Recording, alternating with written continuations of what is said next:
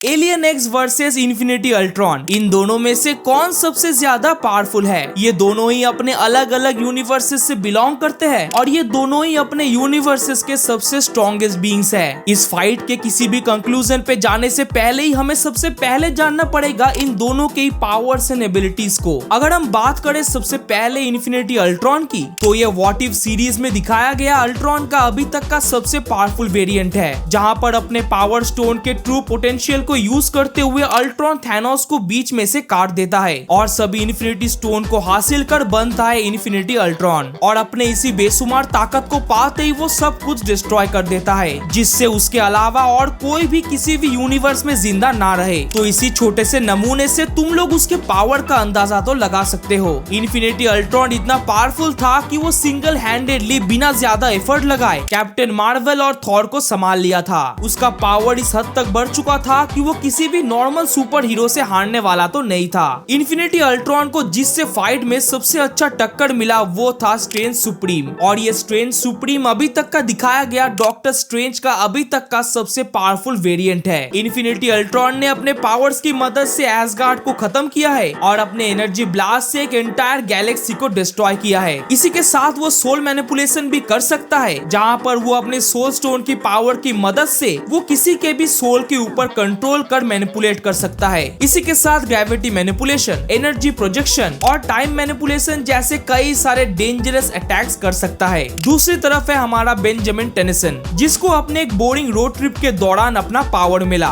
Ben के कई सारे वेरिएंट्स हैं, जैसे कि Ben 10 classic, Ben 10 alien force और बेन 10 अल्टीमेट एलियन। लेकिन यहाँ पर हम 16 साल वाले बेन को लेंगे, मतलब बेन 10 अल्टीमेट एलियन वाले बेन को। ओमनिट्रिक्स बेन 10 के यूनिवर्स का सबसे पावरफुल डिवाइस है। इसके मदद से बेन अलग अलग एलियन में ट्रांसफॉर्म हो सकता है। हालांकि इस सीरीज के स्टार्टिंग में बेन के पास सिर्फ 10 ही एलियंस थे, लेकिन धीरे धीरे जैसे जैसे समय बीतता है वैसे इन एलियंस का नंबर बढ़ते हुए मिलियन तक जाता है। और बेशक बेन के ओमनिट्रिक्स में कई सारे ऐसे एलियंस के डीएनए हैं जो एक ही अटैक में एक एंटायर यूनिवर्स को डिस्ट्रॉय कर सकते हैं। लेकिन आज हम उनके बारे में बात ना कर बात करेंगे सबसे पावरफुल एलियन एक्स के बारे में। एलियन एक्स ओमनिट्रिक्स के अंदर का एक डीएनए है जिसको सेलेस्टियल सेपियंस से लिया गया था। ये इतना पावरफुल है कि ये बिना मूवमेंट किए हुए सिर्फ अपने थॉट से पूरे के पूरे रियलिटी को चेंज कर सकता है। हालांकि इसके पावर को यूज करने के लिए इसके अंदर के दो अलग कॉन्शियसनेस को एग्री करना होगा। ये इतना पावरफुल है कि ये अपने थॉट से किसी भी यूनिवर्सेस को क्रिएट और डिस्ट्रॉय दोनों कर सकता है। इसे मारा नहीं जा सकता, और तो और इसी के मदद से बेन ने अपने यूनिवर्स को क्रिएट किया है। और अब अगर ये दोनों एक दूसरे के साथ फाइट करे तो इस टाइम पे कौन जीतेगा?